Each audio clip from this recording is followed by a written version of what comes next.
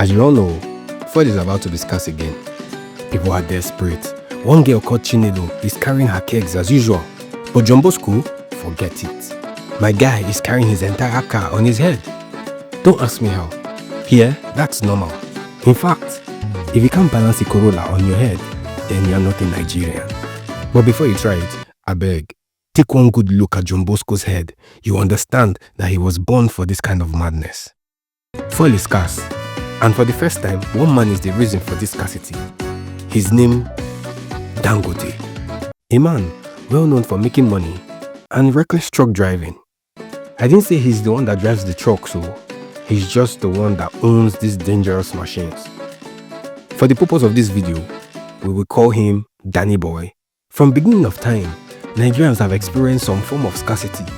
At some point, there was scarcity of people to be captured and sold into slavery, and now we are dealing with issues of fuel scarcity.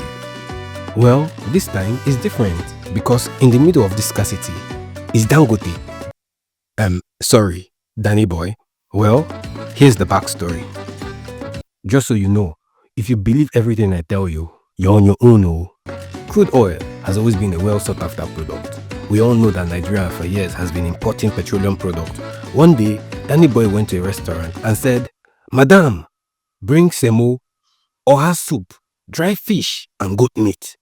As he ate, he had an idea to ensure that Nigeria refines its own petroleum product. When he was done with the food, he told the madam, "Madam, this your ginger. It dey make my brain stand oh. This your new gaga. No stop am oh. You go give me more money." So he swung into action and put together the largest oil refinery. Meanwhile, there's a group of petroleum workers called Nupeng. This group of people were heartless and vicious and were well known for going on strike. Everything was a good reason to strike. Rain falls, strike. They buy bread that's not fresh, strike. The only people who love strike as much as these people were Nigerian lecturers. These Nupeng people knew that anytime they go on strike, the people would suffer. The country would come to a halt, and oh, did they love to see it come to a halt. Anyway, Danny Boy succeeded in building his refinery, and he said to fellow filling station owners and fuel marketers and asked them to come and lift product from his tank farm. The marketers and the Nupeng people refused. They were like, "How will you tell us to come and lift? We think we don't know what you're trying to do. You're trying to monopolize the oil sector like you did the cement industry." And frankly, this was true, because even aliens from Mars relied heavily on Dangote cement for construction. So they said, "We are not doing." And basically they had a point, because Danny Boy was a serious businessman. If he could, he would capture all the air, bottle it and sell it to us. We will not be breathing Danny Boy air. Now imagine one day somebody decides to do us dirty, eats boiled egg, fried egg, poached egg, beans, Fanta, and goes and farts into the air tank. And this polluted air is sold to the general public. Society will be in a proper mess. Anyway, the Nupeng people and marketers refused to buy Danny Boy's refined petroleum product, but instead chose to keep on importing the lowest quality of fuel for Nigerians, as they've always done.